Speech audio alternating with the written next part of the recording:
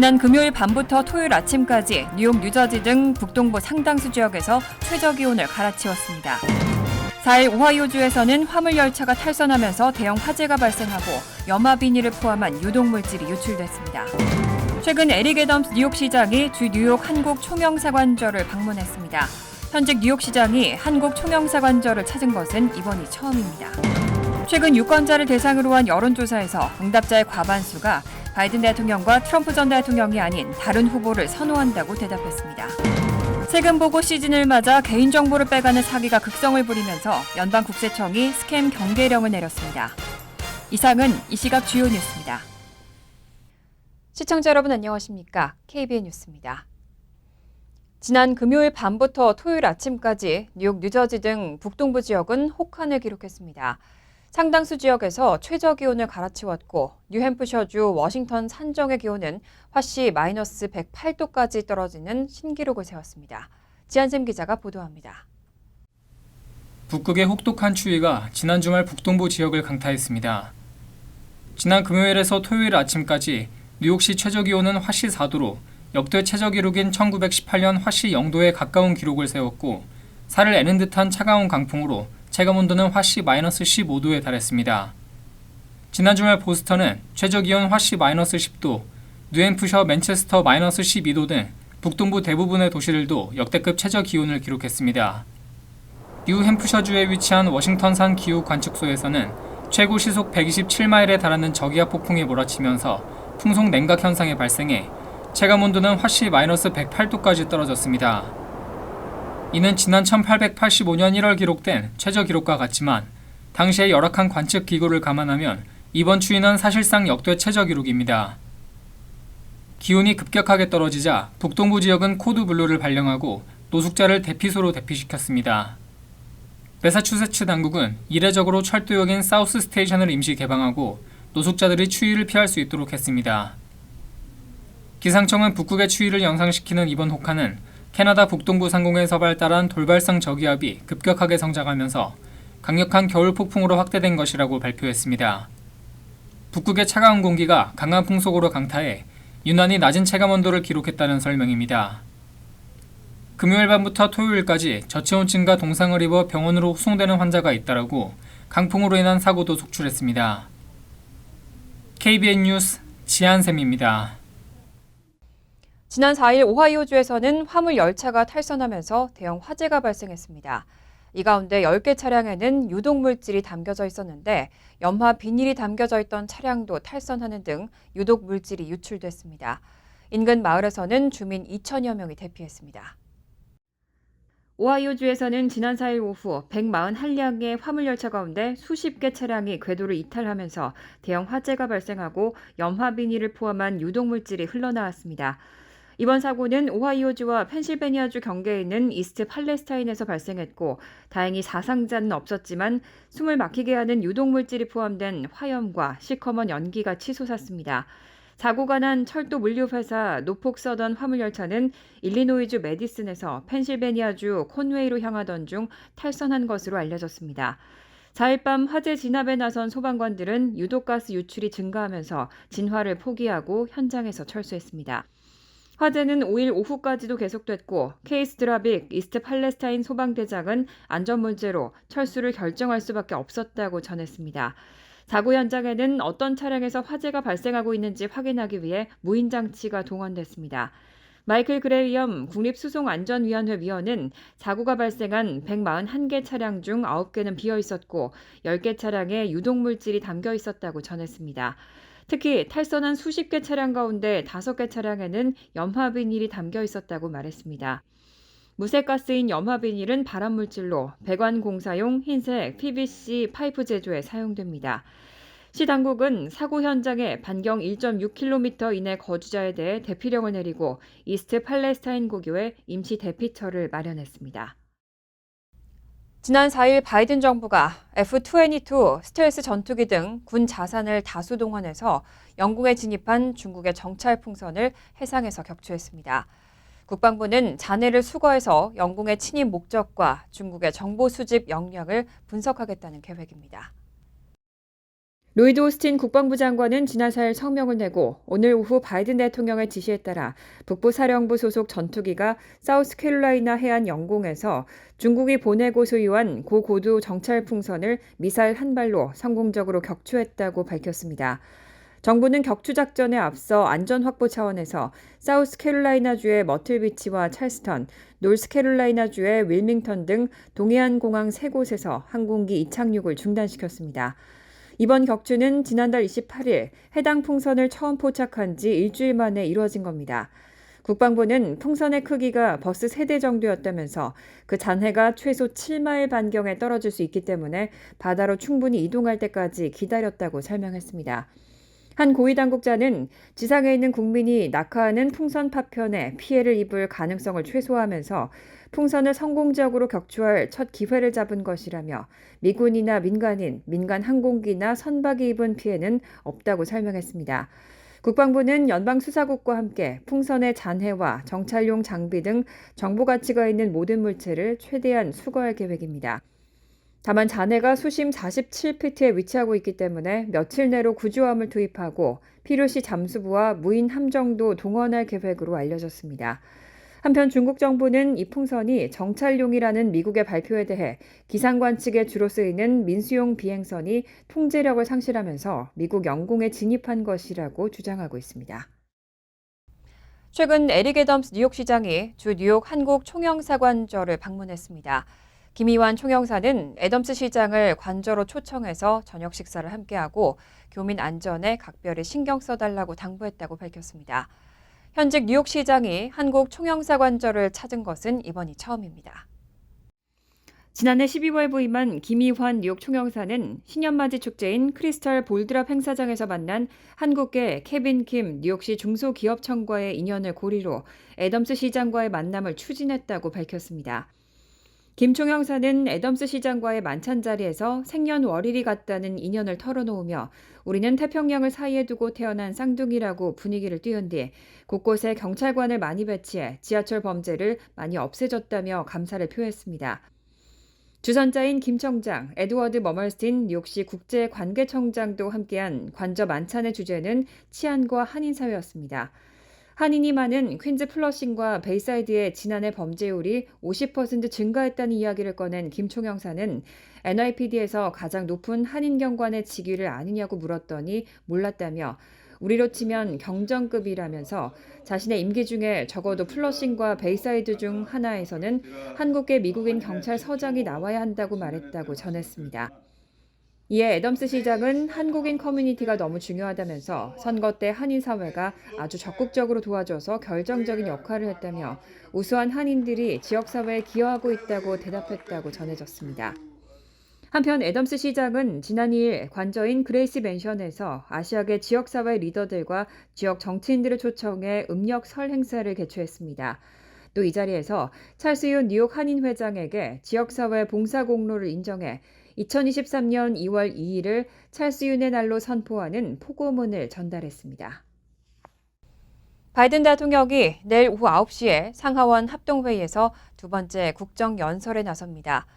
백악관 대변인은 바이든 대통령이 국정연설에서 경제와 인프라에 대해 연설할 것이라고 확인했습니다.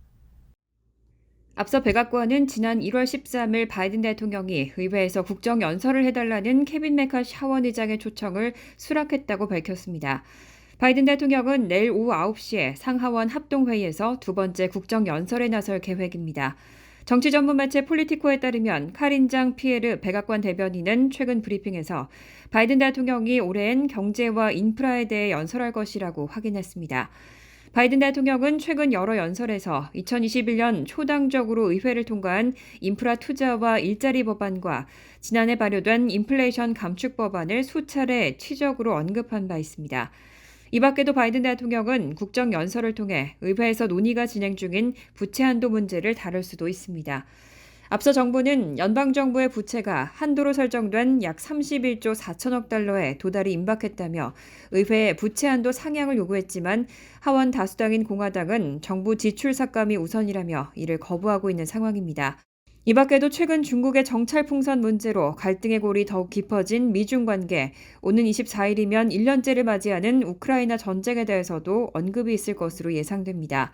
한편 2024년 재선에 나설지 여부는 이번 국정연설에서 발표하지 않을 것으로 보입니다. 다만 로이터 통신은 바이든 대통령이 정책 우선순위를 제시하면서 이번 국정연설에서 비공식 2024년 대선 유세 시작을 알릴 수도 있다고 전했습니다. 최근 유권자를 대상으로 한 여론조사에서 응답자의 과반수가 바이든 대통령과 트럼프 전 대통령의 2024년 대선 재대결에 대해 부정적인 대답을 내놨습니다. 바이든 대통령과 트럼프 전 대통령이 아닌 다른 후보를 선호한다는 응답이 절반을 차지했습니다. 워싱턴 포스트와 ABC 방송이 어제 발표한 여론조사 결과에 따르면 민주당 지지층과 민주당 성향 무당층의 58%는 2024년 대선에서 바이든 대통령이 아닌 다른 사람을 후보자로 선호한다고 대답했습니다. 차기 대선에서 바이든 대통령을 지지하겠다는 응답 31%에 약 2배에 달합니다. 또 공화당 지지층과 공화당 성향의 무당층 가운데 49%는 2024년 대선에서 트럼프 전 대통령이 아닌 다른 사람을 선호한다고 응답했습니다. 트럼프 전 대통령의 출마를 기대한다는 응답은 44%였습니다. 또 응답자의 30%는 만일 바이든 대통령이 2024년 재선에 성공할 경우 화가 날 것이라고 답했습니다. 32%는 만족스럽진 않지만 화가 나지는 않을 것이라고 응답했고 29%는 만족하지만 열광하지는 않을 것이라고 했습니다. 열광적이라는 답변은 7%에 그쳤습니다. 한편 트럼프 전 대통령이 재선에 성공할 경우 화가 날 것이라는 대답은 36%였고 20%는 만족스럽지 않지만 화가 나진 않을 것이라고 답변했습니다. 또 26%는 만족하지만 열광하진 않을 것이라고 했고 17%는 열광적일 것이라고 답했습니다. 워싱턴 포스트는 미국인의 10명 중 6명, 62%가 바이든 대통령이 2024년 재선 시 불만족하거나 화가 난다는 대답을 했다고 분석하면서 과반수가 부정적인 입장이라고 지적했습니다. 트럼프 전 대통령의 경우도 과반수를 넘는 56%가 불만족하거나 화가 난다고 답한 겁니다. 워싱턴 포스트는 바이든 대통령과 트럼프 전 대통령이 2020년에는 기록적인 표를 얻었을 수 있었지만 2024년 선거 초기 단계에서 미국인들은 인기가 없는 두 지도자의 재대결에 거의 열의를 보이지 않는다고 분석했습니다. 세금 보고 시즌을 맞아 개인정보를 빼가는 사기가 극성을 부리고 있습니다. 연방국세청이 스캠 경계령을 내리고 다양한 사기 수법을 공개했습니다. IRS는 세금 보고 시즌을 맞아서 개인정보를 빼내려는 사기가 극성을 부리고 있다며 개인정보를 빼내기 위해 공식 행정 이메일을 가장하거나 소셜미디어 네트워크에 접근하는 수법도 등장하고 있다고 경고했습니다. 또 가장 빈번하게 발생하고 있는 수법들로 은행 계좌 도용과 W2 사기, IRS 사칭 등을 꼽았습니다. 가장 먼저 은행 계좌 도용 수법은 납세자의 개인정보를 확보한 사기범들이 IRS에 일찌감치 세금 보고를 마치면서 시작됩니다. IRS로부터 납세자의 은행 계좌에 이들 사기범들이 보고한 내용을 바탕으로 계산된 환급액이 입금되는 겁니다. 이후 사기범들은 납세자에게 자신을 IRS 직원이나 연방수사관이라고 사칭하는 전화를 걸고 당장 금액을 반환하지 않으면 처벌을 받을 것이라며 자신들이 알려주는 계좌로 입금하라고 위협하는 방식입니다. 다음으로 W2 사기는 회사 간부를 사칭해 직원들의 개인정보를 빼내려는 사기 수법입니다. W2를 관할하는 직원들을 노린 사기범들은 회사나 학교의 재무 담당 간부 또는 경영진의 이름을 알아낸 다음 회사의 가짜 업무용 이메일을 만들고 그들의 이름으로 페이롤 또는 W2 담당자에게 이메일을 보내 W2 정보를 보내줄 것을 요청합니다. 해당 회사나 기관의 도메인이 포함된 업무용 이메일이기 때문에 피해 사례가 증가하고 있습니다. 이 밖에도 회계사들을 노리고 IRS를 사칭하는 이메일 사기도 있습니다. IRS는 사기범들의 이메일 내용이 워낙 그럴듯해서 전문가들인 세금보호 대행자들이라도 자칫 속을 수 있다면서 세금보고 시즌을 맞아 이런 사기범죄 유형의 이메일들이 급격히 증가하고 있다며 주의를 당부했습니다. 코로나19 대유행 이후 3년 만에 근로자들의 절반 이상이 사무실로 복귀한 것으로 나타났습니다. 하지만 갈수록 하이브리드 근무가 보편화되면서 사무실 복귀율이 크게 더 높아지진 않을 거란 분석이 나옵니다. 어제 워싱턴 포스트는 보안 관리 업체 캐슬 시스템즈 자료를 인용해 지난주 미 전역 상위 10개 대도시 지역의 사무실 점유율이 50.4%까지 상승했다고 보도했습니다. 2020년 3월 코로나19 대확산 이후 가장 높은 수치입니다. 코로나19 사태 이후 재택근무를 도입했던 기업들은 직원들에게 다시 사무실 출근을 독려하고 있습니다. 앞서 제너럴 모터스와 스타벅스 등 기업들은 재택근무를 축소하는 움직임을 발표했습니다. 디즈니는 주 4일의 회사 근무를 의무화했습니다. 이로 인해 지난 1월 말 모든 10개 도시의 평균 사무실 점유율은 40%에 도달했습니다. 하지만 전문가들은 사무실 근로자들의 삶에 유연 근무제가 자리 잡으면서 사무실 복귀율이 더 이상 크게 높아지진 않을 것으로 분석하고 있습니다. 또 일부 직원들은 회사의 사무실 복귀 요구에 저항하고 있습니다. 애플은 엄격한 사무실 복귀 요구 사항을 내놨지만 직원들의 반발에 직면하기도 했습니다. 이에 대응해 기업들은 사무실 출근과 재택근무를 혼용한 하이브리드 근무를 도입하고 있습니다. 갤럽에 따르면 지난해 11월 기준 원격 근무가 가능한 미국 일자리 절반 이상은 하이브리드 근무로 2019년 1월 32%에서 급증했습니다. 스탠포드대 니콜라스 블룸 경제학자는 장기적으로 재택근무를 뒷받침하는 기술이 빠르게 개선되고 있기 때문에 재택근무는 분명히 증가할 것이라고 예상했습니다. 가스레인지가 인체에 유해하다는 논란이 확산되고 있습니다. 가정에서의 사용을 금지해야 한다는 주장도 나오면서 가전업계는 전기 인덕션 모델의 생산을 늘리고 있습니다. 중국 하이얼이 제너럴 일렉트릭 가전 부문을 인수해 설립한 GA 어플라이언스는 현재 판매 중인 전기레인지 가운데 인덕션 모델의 비중이 36% 수준입니다. 또 올해 새롭게 선보일 전기레인지 28종 가운데 절반을 인덕션 모델로 채우는 등 인덕션 모델 라인업을 확대하고 있다고 밝혔습니다. 유명 레인지 브랜드인 바이킹도 2009년부터 인덕션 전문업체 3곳을 인수하는 등 인덕션 관련 투자와 제품 라인업을 늘리고 있습니다. 벤처 업계에서도 새로운 형태의 인덕션 개발이 한창입니다. 이렇게 기업들이 인덕션에 주목하는 이유는 지난달 소비자제품안전위원회가 일산화탄소 등을 배출하는 가스레인지의 인체 유해성을 고려해 사용 금지를 검토하고 있다고 밝혔기 때문입니다. 앞서 일부 연구에서도 가스레인지는 천식 등 건강 문제를 야기할 수 있는 이산화질소와 미세먼지 등을 배출할 수 있는 것으로 나타났습니다. 이런 주장에 가스업계 단체인 미국 가스협회는 관련 연구가 잘못된 것이고 연관성이 입증되지 않았다고 주장했습니다. 이렇게 논란이 확산되면서 소비자제품안전위원회는 연방정부 차원의 가스레인지 금지는 고려하지 않고 있다고 밝혔고 바이든 대통령도 사용 금지를 지지하지 않는다고 언급했지만 로스앤젤레스와 뉴욕 등 대도시들은 신축 주택에 한해 가스레인지 설치를 금지하는 법률을 제정한 것으로 알려졌습니다.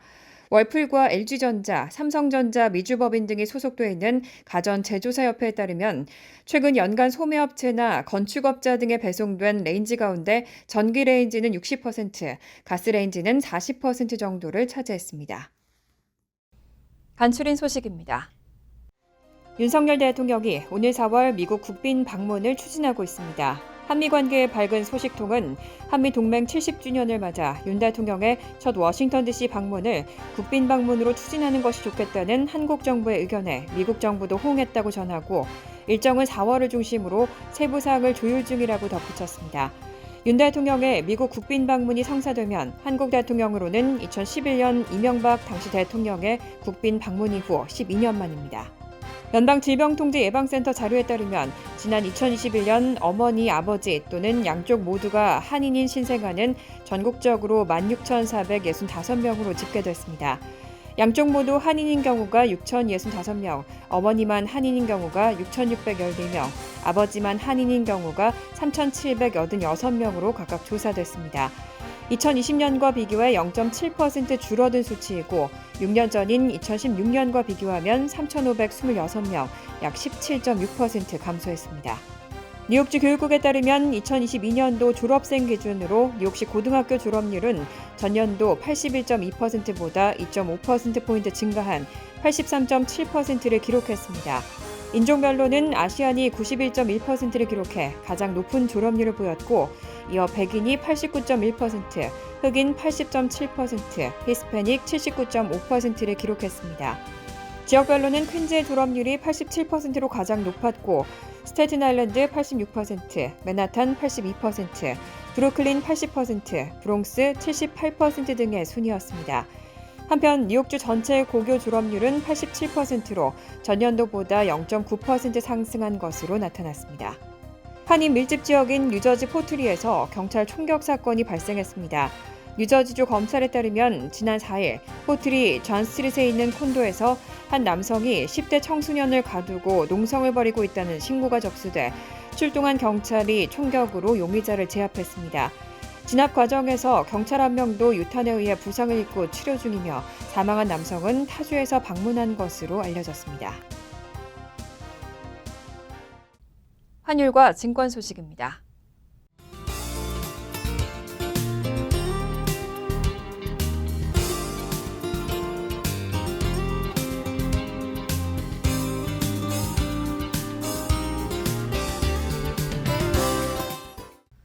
이어서 날씨입니다. 화요일은 화창하겠습니다. 낮 최고 기온은 41도, 섭씨 5도, 밤 최저 기온은 40도, 섭씨 4도로 예상됩니다. 수요일도 화창하겠습니다. 목요일은 구름이 많겠고 종종 비가 내릴 가능성이 있습니다. 이상으로 KBN 뉴스를 마칩니다. KBN과 함께 즐거운 저녁 되시기 바랍니다.